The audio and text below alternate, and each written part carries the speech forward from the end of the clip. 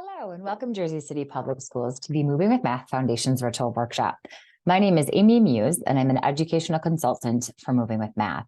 Please feel free to jot down my email address, amuse@movingwithmath.com, and feel free to reach out at any time if you've got questions or concerns as you use the Moving with Math program.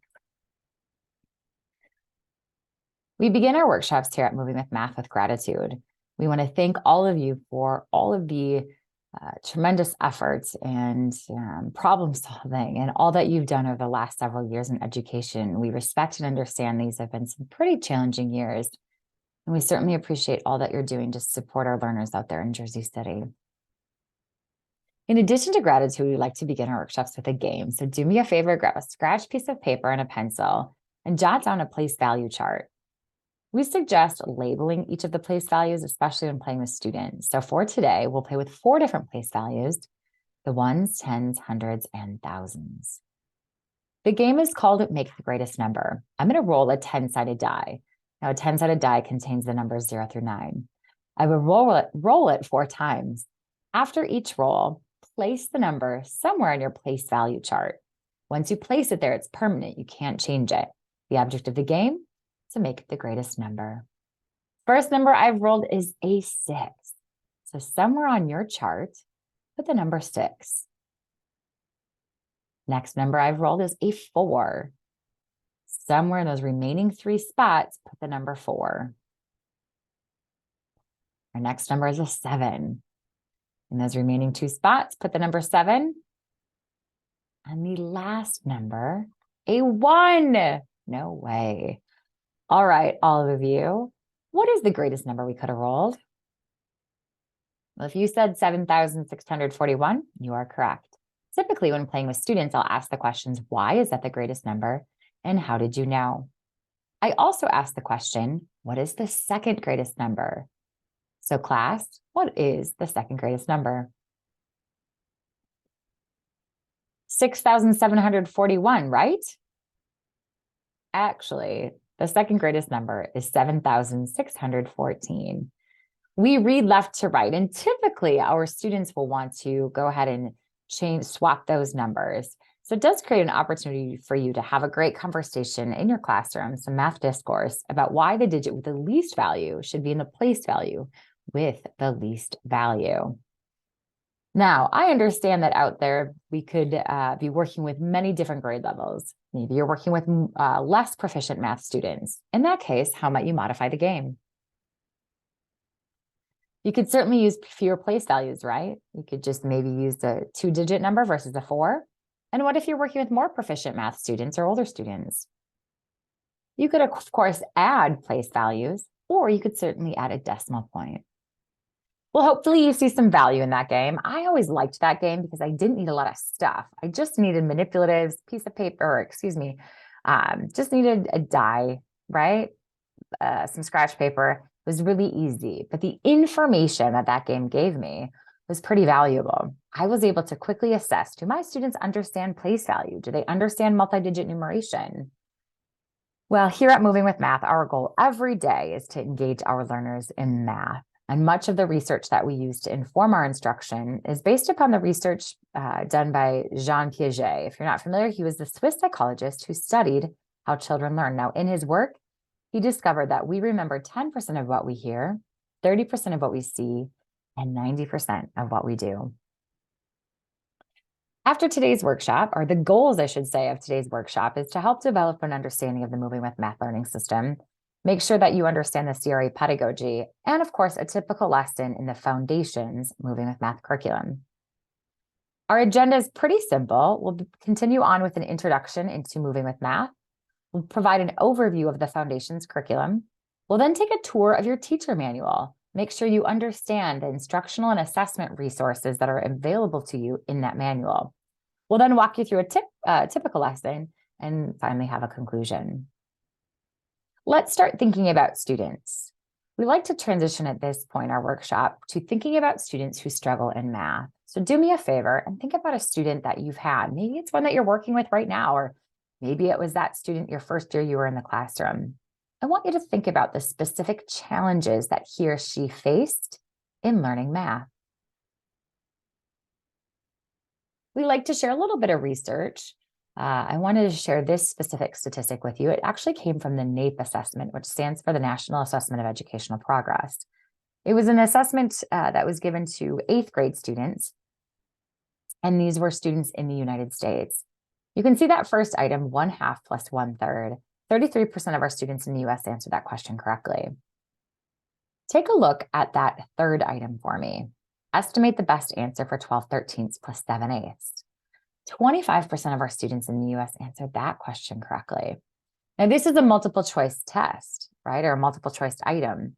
They had 4 options. So statistically, that's the same as if they had all guessed. Now let's think about this more closely. If we take a look at number 1, that 1/2 plus 1/3, how might your students answer? 2/5, right? I hear that often. I hear that answer quite often, right? Students see the plus sign, they add the numerators, add the denominators. Great, they were able to solve the problem. When you look at that third item, it doesn't allow students to add the numerators and denominators. But as math people, we understand that that first item, 12, or that first fraction, 12/13, is almost a whole, and 7/8 is almost 1 or almost a whole. So we understand that this question is asking us to add 1 plus 1. So this tells us that our 8th graders are struggling with that concrete or conceptual understanding of what these fractions represent. Do me a favor and close your eyes just for a moment. Apple. Apple. All right, go ahead, open up your eyes. Thanks for participating. How many of you, when I said an apple, saw a big red shiny apple? Anybody see a green one? What about a computer? Cell phone? Anybody see the letters APPLE? Research finds that we store our knowledge in pictorial form. Einstein says if you can't picture it, you don't know it. One of the best research-based strategies for us is to give our students that ability to picture math. It's actually pretty much the best strategy. Having students have that ability to picture math. So let's think about that fraction, 12/13. What if our students pictured a large pizza? 13 parts, equal parts with a part missing, right? What if when they heard 7/8, what if they were able to visualize an apple pie, 8 equal parts with a part missing? So when they were asked to add 12/13 plus 7/8, they had the ability to visualize it. That's almost a whole pizza, almost a whole apple pie. And my best answer is 2.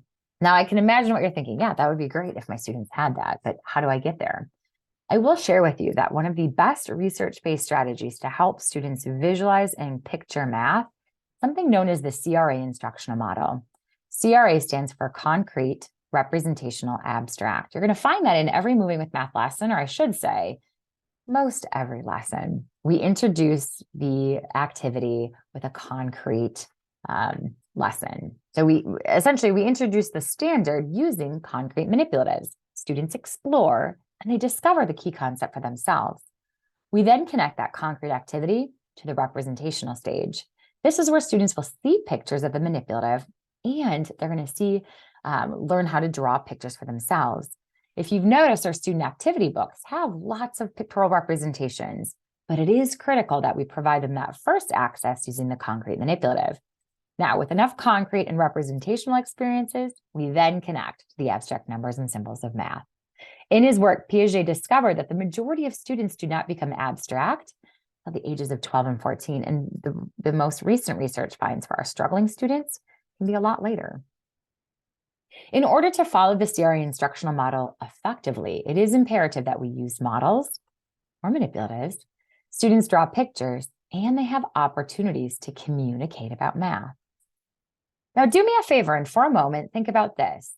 That game that we played called Make the Greatest Number. Think about how that could be more of a CRA experience.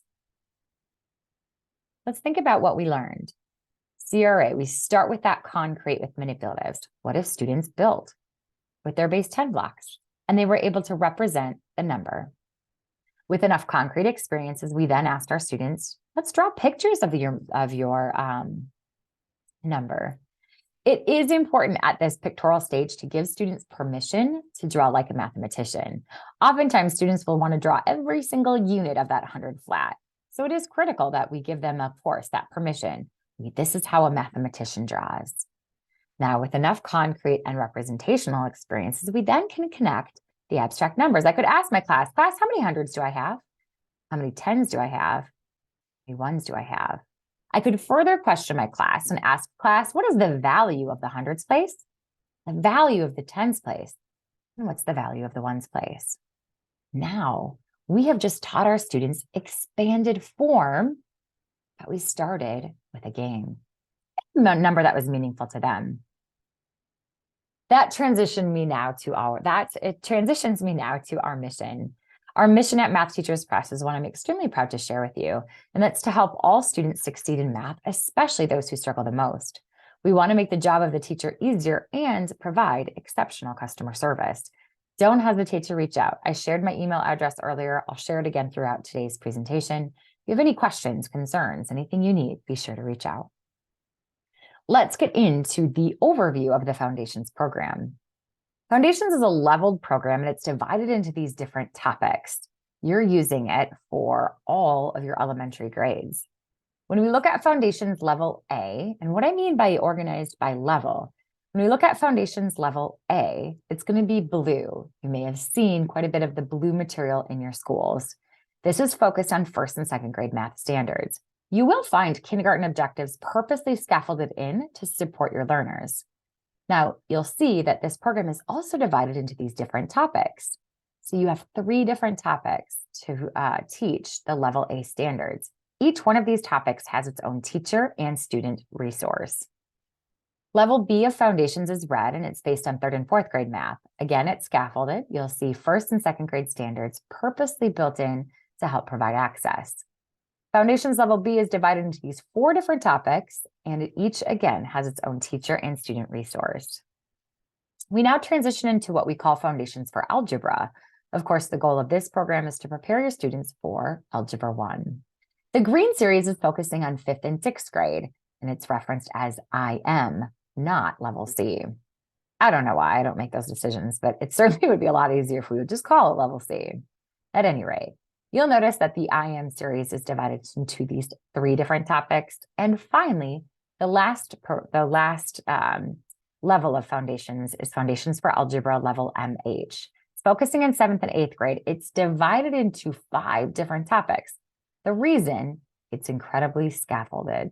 Therefore, you're going to find some very early elementary standards purposely built in. Now, as I mentioned, each one of those topics and each one of those levels has its own teacher resource manual that's coil bound, plus consumable student activity book. In addition to those 2 resources, you'll want to make sure that you have manipulatives. This is a manipulative-based program with all the lessons being hands-on, and that's truly where you're going to make the biggest impact on your students' understanding and their conceptual understanding.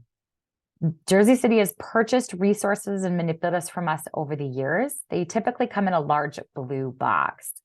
Just a quick note, make sure to get some Ziplocs and put enough manipulatives in each Ziploc for your students to work maybe in small group or work independently, whatever you think is best for your students. There is a comprehensive list of the manipulatives needed in your teacher manual. If you're having a hard time discovering which manipulatives you need, shoot me an email. I'll make sure to help you out. All right, so that's the overview of what materials you'll need for success. Now I want to transition and take a tour of your teacher manual. If you have it available, I suggest you follow along in your manual. Grab yourself some Post-it notes. I'm going to go a little quickly through here, so you may want to pause at certain points to help yourself find each of the different pages. But to facilitate understanding and make sure that this workshop continues on, like I said, I'll go more quickly. Don't be afraid to hit that pause button while you go ahead and search up the page and then go ahead and click play. When you open up your teacher manual, you're going to find that it is divided into these 5 sections. You're going to find that there are yellow dividers. Now, the first part without a yellow divider is the forward section. I encourage you to check this section out. It has an overview of the curriculum, has the read to me activities. So side note, the elementary program has some great children's stories that are referenced. You're going to want to make sure to get your hands on if you like that connection. You'll also find there's a list of the standards being taught in that teacher manual, and you'll find a pacing calendar. It's all in the forward section. The first yellow divider will say lesson plans. This section all of your great CRA lessons using those manipulatives. Please note that these lesson plans are extremely supportive. They provide you a light script, what to say and questions to ask, along with the explicit directions on how to use the manipulative. So if you're not quite sure about how to use a manipulative, you're not quite sure about this whole CRA instructional model, check out those lesson plans. They're pretty supportive, and we did that on purpose. The next section called skill builders. These are also masters. Many of the lessons will reference different masters or skill builders that you can use to further support the lesson. These are all black line and reproducible. You'll then come across the assessment section, different diagnostic, comprehensive pre and post tests, along with progress monitoring tools. You don't have to use our assessments. They're designed to support you, understand the needs of your students, and target your instruction. Finally, the last section, family math. These are letters that you can send home with the student to let the parent or guardian know about the program. All right, if you wanted to put Post-it notes on each of those yellow dividers, might make it easy. I know sometimes these manuals are pretty overwhelming. There's a lot of stuff in there. So we do find that by using the Post-it notes, it helps facilitate understanding, especially when you're first using it. Let's get further into that teacher manual. And as we do, I'm going to talk to you about something called the Moving with Math learning system.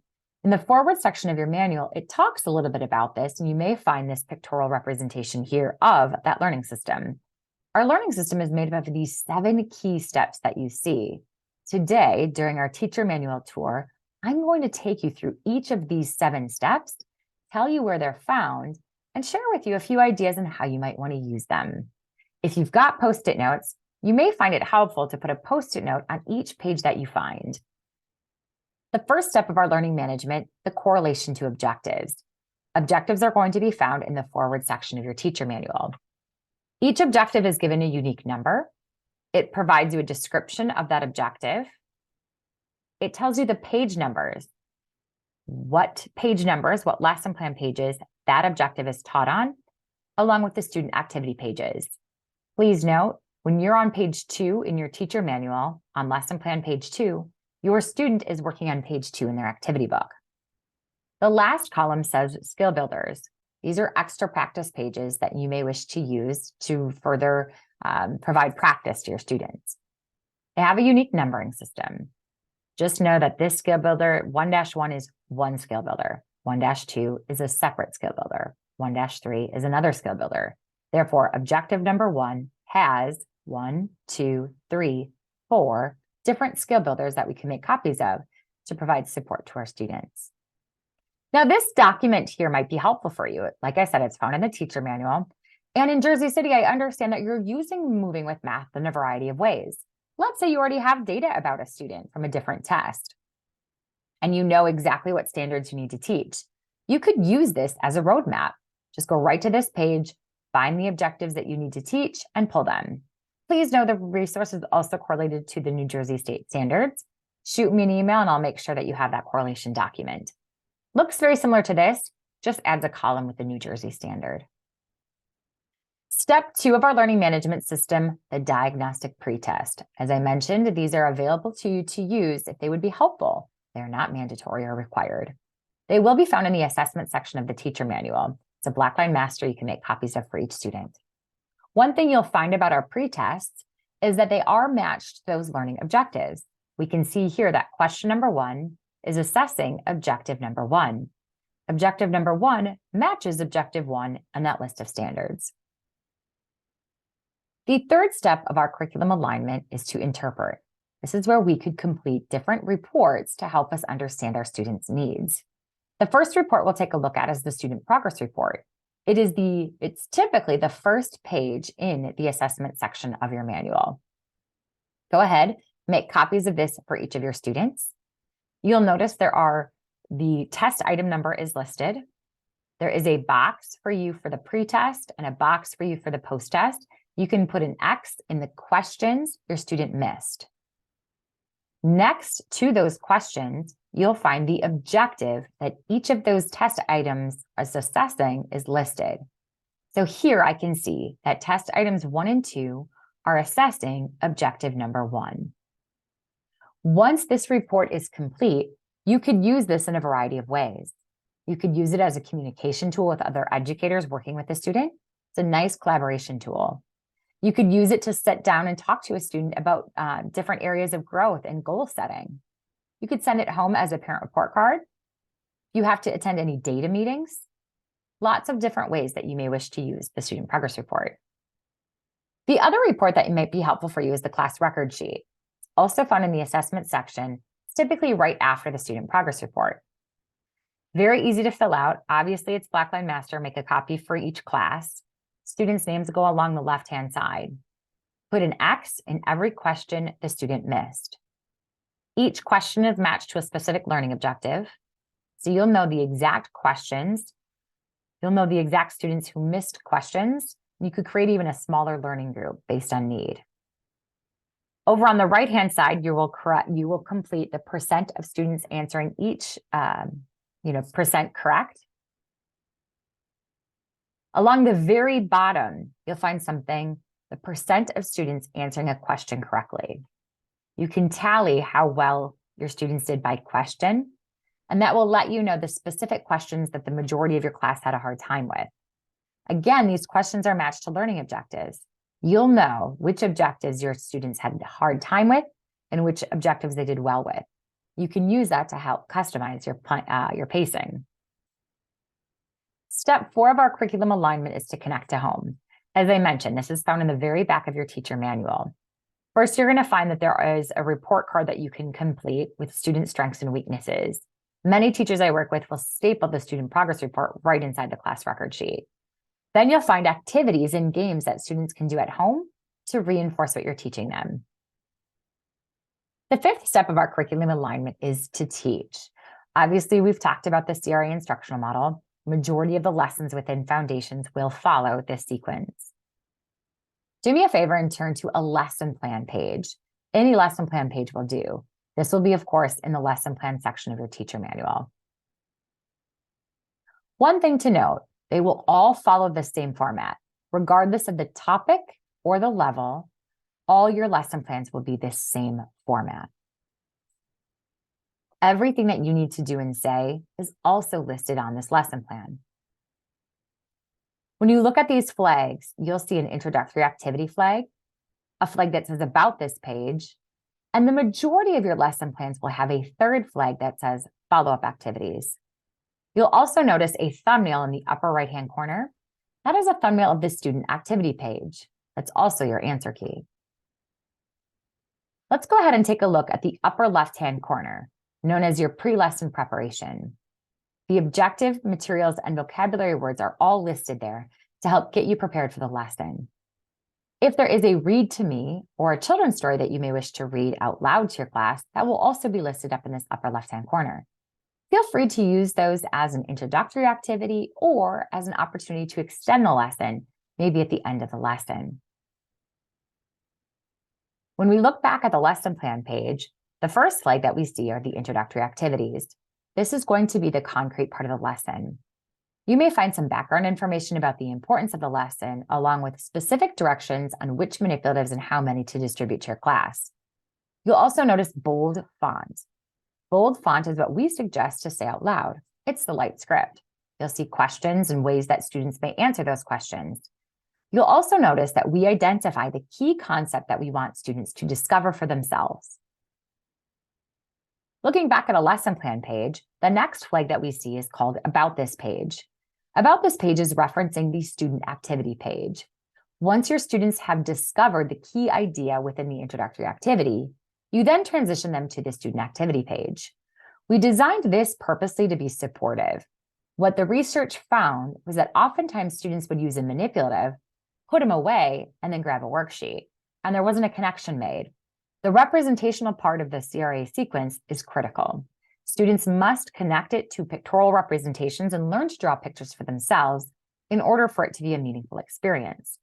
About This Page is designed to support you with that transition, giving them ideas and ways to support that they can make that connection. Students will then have opportunities to finish their student activity page. As mentioned, we believe it's critical that you make sure that students have manipulatives at this point. So in this particular page, you'll want to make sure that your students build the number 122. You'll notice there are opportunities for students then to practice with that abstract stage. And you'll see there's different levels of abstraction. Many student activity pages will also have extra items, constructive response items on the bottom of the page. Not so much in level A. So if you're looking at a level A resource, you may not find these. They begin in level B for the most part.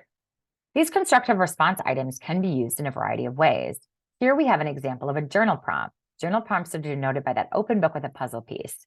You can have your students draw, explain how they know, give an example, lots of different ways to complete the journal prompt. In addition to journal prompts, you're going to find something called a sum it up and a test prep. Sum it ups are opportunities for students to talk out loud. We suggest having students work in small groups to discuss the answer and then come back together with the whole group and have a whole group discussion. However, many teachers I work with look at it as another opportunity to write. So please do what's best for you and your students. We look back at a lesson plan page. Just to recap, we've seen the pre-lesson preparation in the upper left-hand corner. We then transition to that introductory activity where students use the manipulative. We connect that activity to the student activity page, and that's the lesson. But as I mentioned, many lessons will have this third flag, follow-up activities. These are additional research-based strategies that you may wish to use to reinforce the CRA lesson. You'll find instructional games are most often, and skill builders, those extra practice pages. So if students need more work or more practice, or you need homework, feel free to use those skill builder pages. On occasion, the journal prompts and sum it ups will also be found here, especially in level A. Skill builders, as mentioned, are Blackline Masters within the Masters and Skill Builder section of your teacher manual. Of course, make sure that students have access to the manipulatives. That's going to be critical to building their conceptual understanding. To summarize the lesson plan page, I wanted to share with you, because we're often asked about how long does one of these pages take. On average, they can be anywhere from 30 to 45 minutes. It depends upon a few things. First, it depends upon the content rigor, the rigor of the content standard on the lesson, right? So what am I teaching? Is it challenging for my kids? Is it a hard concept, or do they know it? It also depends upon if they have those follow-up activities. Now, the fidelity of the program isn't based on those follow-up activities. You'll want to make sure that you're doing the introductory activity. That's the non-negotiable for fidelity purposes, along with that student activity page. Those are the non-negotiables. You begin every lesson with that introductory activity and you transition to the student book page.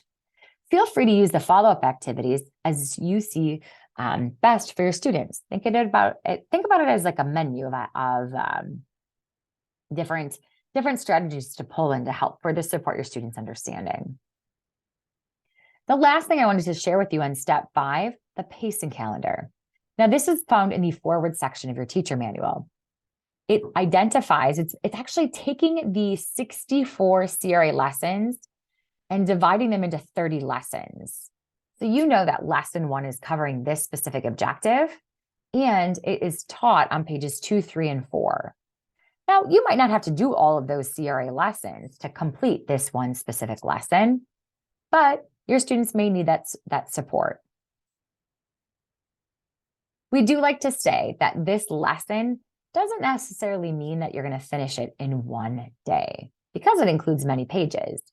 And sometimes when you look at those pages, maybe you pick one and you move on.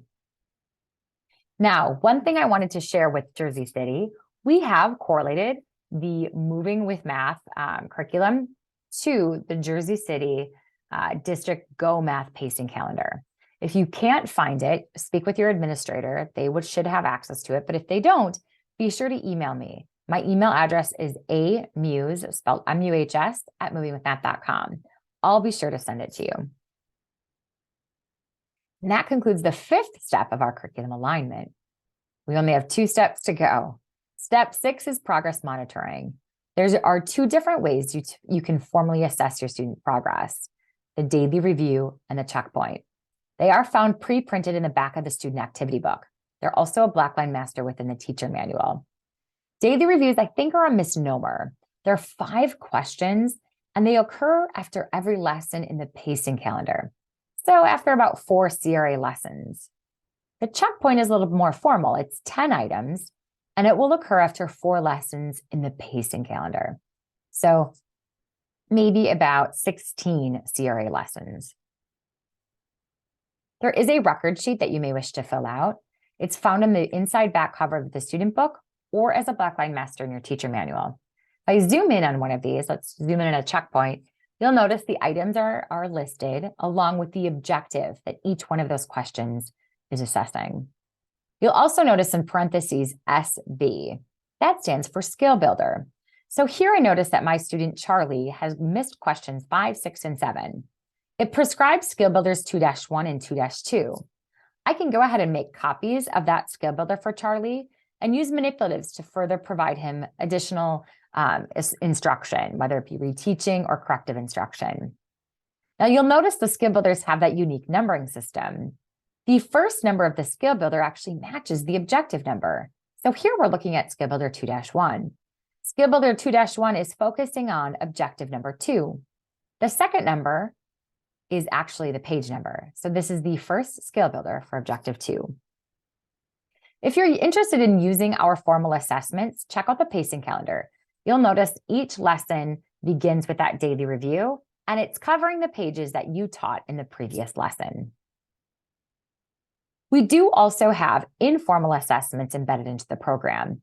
Journals, sum-it-ups, the games, test prep, all can be used to informally assess your students' progress. You may find that that information is actually more helpful for you in informing your instruction.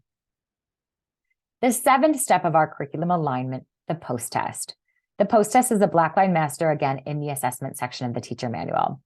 Please know that this assessment is not more difficult than the pre-test. You are truly measuring growth. It's also, each question assesses the same learning objective. So question 1 on the post-test is also assessing the same objective that question 1 is on the pre-test. Once the post-test is complete, you may wish to fill out the student progress report on the class record sheet with student results. This information can help you monitor progress, measure your students' growth, and identify future instructional needs. And that concludes the tour of our teacher manual and the 7 steps. Hopefully that was helpful and you found something in your manual that you didn't know was there. As we conclude, the last item on our agenda before the conclusion, a typical lesson. You can think about each of our lessons as a 1, 2, 3 format. Step number 1, a daily review or checkpoint. And honestly, you might not do this every day or within every lesson. You do that daily review, the checkpoint, and then have your students either fill out their record sheet or you can complete that record sheet for them. These shouldn't take very long. So that's why I typically, if they're starting to take a long time, I'd start to space them out. The next step of the 1, 2, 3 format is the CRA lesson. This is where you turn to your lesson plan page. And the CRA lesson, step 2, includes the vocab and the read to me. We would make sure that we read these words out loud to our class, maybe create a word wall, maybe create a word glossary, all great strategies in helping students access the language of math. We would then transition to the introductory activity, which is the students exploring and discovering with the manipulative, and then connect to about this page with the student activity page. The third part of the 1, 2, so we've got the pre-lesson preparation with the vocab and read to me, the introductory activity with the manipulative, and finally, that about this page with the student book page. The third part of the lesson would be the follow-up activities. The follow-up activities include instructional games, skill builders, journal prompts, and sum-it-ups. And that's the 1, 2, 3 format of the Foundations program. As we conclude, I invite you to think back to the student you thought of earlier, the one that had challenges with math. Hopefully, you have found that there are some features in the Foundations program that you believe will support your students with success. I like to end all of our workshops with letting you know that we are supported by evidence-based research. I think it's important. Please know that George Washington University conducted a study. Over 11,000 students in the DC public schools used Moving with Math for over 30 lessons. And they found the students who used Moving with Math actually had the highest gains on a third-party assessment. And it wasn't actually 11,000 students that used Moving with Math. It was 11,000 students that participated in the study.